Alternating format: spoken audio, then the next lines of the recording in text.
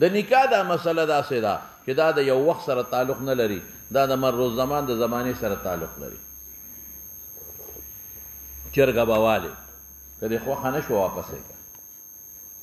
او که دې بیا مثال په ډول تا واخېستله تخم د پاره د بچو د پاره چې دا اصیل ذات دی، خوښه دې نه شو ذبح یې کړه، خیر وخلاص. غوی دې واغېست خوښ دې نه شو واپس یې کړه، کتاب دې واغېست خوښ دې نه شو واپس یې کړه، بیا مې وایي که سړی یې واپس نه علي زمانه دې خو بل چا ته هبه به کړم. ښځې سره دا کار کولی شي چې ښځه په نکاح واخلې خوښه دې نه شي واپس یې کړي چې ها دا واله دا کولی شي ورسره چې ورېږه حلاله بیا کم ځان به خلاص کړه، ورېږه بل چا ته وایي هبه کړم. نه دا خو نسب دی، نسل دی چې یو ځل دا بلا در په غاړه شو ایله به په مرګ به خلاصېږي. داسې وړه خبره نه ده. نو چونکې د دې سره د ښځې د خاوند د ټول عمر تعلق دی. نمبر 1. نمبر 2 دا دی چې غوی د چا نه واغېست بس هغه خبره خلاصه شوه، چې ښځه د چا نه واغېسته دا خبره نه خلاصېږي، هغه د ښځې پلار دې سخر شو، د هغه ښځې مور دې خواښې شوه، هغوی سره د یو نسب او رشته قایمه شوه، د دې په سبب یو نسل جوړ شو یو بل سره، او د دې په سبب لاندې بچي پیدا کېږي، د سب د بچو بدنه پیدا کېږي، میراثونه به ځي. دا ډېره اوږده او درنه خبره ده. نو په دې کې شریعت څه پابندۍ ښودې دي. یو پابندي شریعت دی ښودې ده چې دا جینۍ ځان په نکاح ورکوي نو نه دی ورکوي، دا د مهرباني وکړي او دا د مور او پلار سره مشوره وکړي. دا قمقله ده. سړي به ورته شنه سره باغونه وښیي چې د مالدار یم او زما دونه پیسې دي او زه به تا سره دا کوم او دا ښېګړه به کوم، او چې سبا یې په نکاح والي بیا ژوند تبی. ډېرې جینکۍ داسې دي چې سړو غرقې کړي دي، ما سره نکاح وکړو زه به تاله پیسې در کوم، زما موټر دی او زما په اسلام آباد کې بنګله ده، د کرې بنګله یې نیولي، هغې له یې بوم ځي، د پلار نه پټه ورته هم ښایي، موټر یې به کرې نیولي او دوکې ورسره کړي، دویمې ښځې راپاسې وکړي. دا قسم د ډېر واقعیت داسې پېښ دي. داسې هم پېښ دي چې وي کې بیا په پنجاب او سند کې خرڅه کړي. ښځه خو ډېره زر دوکه کېږي. مونږ ته خو دا مسایل په ډېر زیات د زنانو په ټېلیفونونو راځي چې ما سره خاوند ظلم کړی دی، ما ته یې وایي زما بله ښځه نشته، اوس یې بله ښځه ده.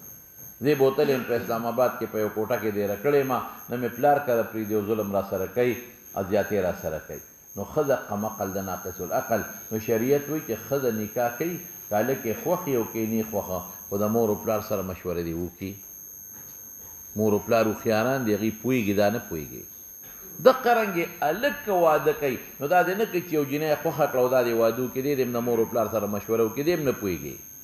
یو جینۍ به ظاهر کې به ډول ډالې برابري او سپینه به او خشته به دی به پې ګرم وي چې دا د ورسره نکاح کوم، منځ کې به د هغې نسب د هغې حسب خراب وي، اب بد اخلاقه قوم وي، اب غلا چونډي قوم وي، اب یې د پلار او د مور سره مناسب قوم نه. نو دې د مور او پلار سره مشوره وکړي د دواړو سره. دقه رنګې که مور او پلار دا لور ورکوي نو بغیر د جینۍ د مشورې نه دې نه ورکوي. مور او پلار دې هم د جینۍ سره مشوره وکړي. بعضې وخت کې مور او پلار دې ته وګوري چې سړی مالدار دی او د عمر نه زیات دی، د جینۍ نه خوښ، د جینۍ بل څوک خوښي، او ډېرې جینکۍ چې مور او پلار بغیر د مشورې د جینۍ نه ورکړي دي نو اکثر جینۍ دارو خوري،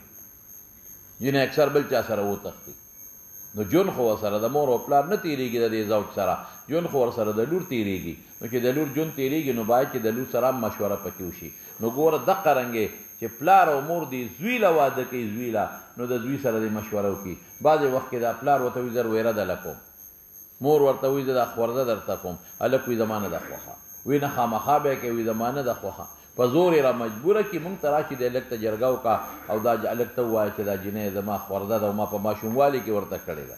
دا د ما ویره ده، دا په ماشوموالي کې کړې ده، دې وایي زه یې نه کوم. هلک وایي زما نه ده خوښه، ولې وکړم؟ قسم دې ما ته په مدینه شریفه کې یو سړي ووایي، وایي زما د پلار و که د مور مې وه خورده وه، وایي ما ته یې وایي چې دا د له کوم چې زما نه ده خوښه، وایي دا ما کړې ده په ماشوموالي. مې بابا زما خوښه نه ده، ما لیکې که ځان لیکې، وایي چې نه ده لیکوم، بیا خیر دې ستا د خوښې بله وکړه، بله وکړه خو دا به اوس کوې. وایي ما وایي به ټیک ته چې بله کوم بیا وکړې، وایي رالی وکړه اوس چې بله کوم پلار را سره خبرې نه کوي، نه مور را سره روا نه کوي چې نه به کوې بله. دا ګوره دا جنجال جوړ شي. نو بعضې وخت کې مور او پلار د جینۍ هټ دړمي کوي او بس دا جینۍ ورکوي د هغې سړی نه خوښه، او بعضې وخت کې د هلک مور او پلار هټ دړمي کوي، هلک له واده کوي د هلک جینۍ نه خوښه. بعضې وخت کې هلک په خپله خوښه کوي د مور پلار یې نه خوښه یا جینۍ په خپله یو هلک خوښ کړي د مور پلار یې نه خوښه د دې نه وروستو فتنې او فسادات جوړېږي نو شریعت په دې نسبت دا شی لازم کړی دی پتا جینۍ او د جینۍ مور او پلار دې باهمي مشوره وکړي یو اتفاق ته دې ورسېږي نو وردي او هلک او د هغه مور پلار دې باهمي او مشاورت وکړي نو چې یو جینۍ خوښه شي نو هغې پسې خطبه ولیږي دا یو تمهید شو تاسو ته دویم تمهید هم واوره دویم تمهید زمونږ په عرف کې عموما چې خلک خطبه کوي د جینۍ نو جینۍ له ځي چې د ما زوی له تا کوم ما سره نکاح وکړه او که د جینۍ مور او پلار له ځي جینۍ له خو څوک نه دي دا خو شرم دی جینۍ ته خو څه پورې چا هم نه دي ویلي که جینۍ کوډی مور او پلار یې نی او کونډی نو بیا خلک هغه جینۍ ته رشته لیږي دا پکې شته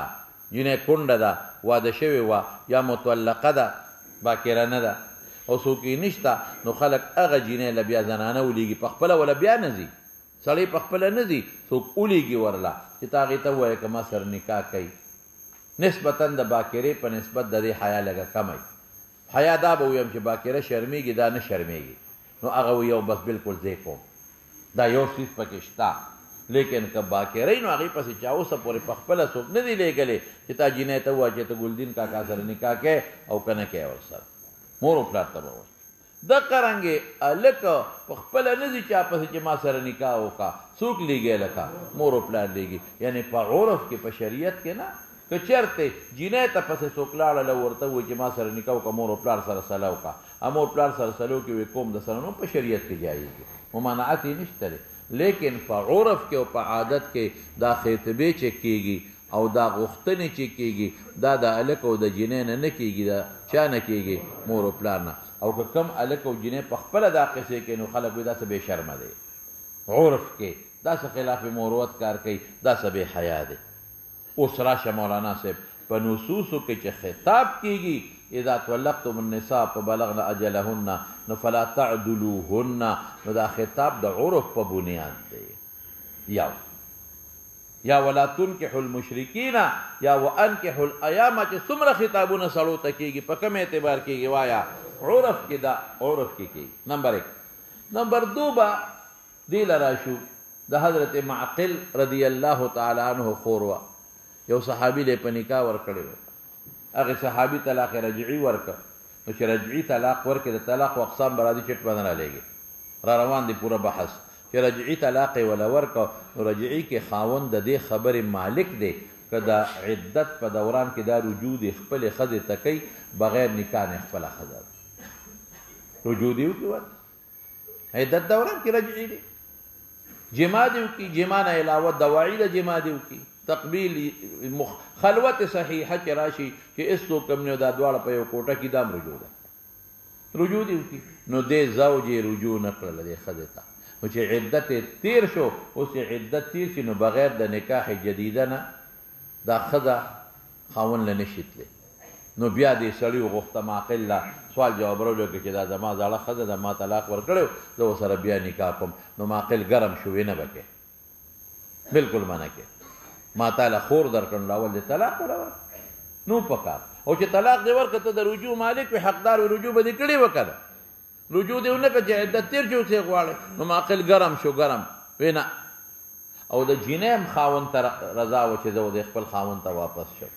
د خاوند یې واپس مطالبه کوله نو ځکه الله پاک حکم کوي چې اذا طلقتم النساء فبلغن اجلهن فلا تعدلوهن کې خطاب سړو ته ولې کوي شابسې ځکه هلته شان نزول کې منع چا کړې ده ته راته ووایه سړي کړې ده نو چې دا آیت رسول الله مبارک ورته واوراو معقل ته نو باس هغه ویې زه ټیک ته نو بیا ورسره دوباره نکاح وکړه نو چې دا سړو ته څومره مخاطبې شوي دي یا د شان نزول د وجې نه شوي دي او یا د عرف د وجې نه او د عادت د وجې نه چې په عرف کې دا خطبې دا ټول سړي کوي ځکه خطاب شوی دی نو امام بخاري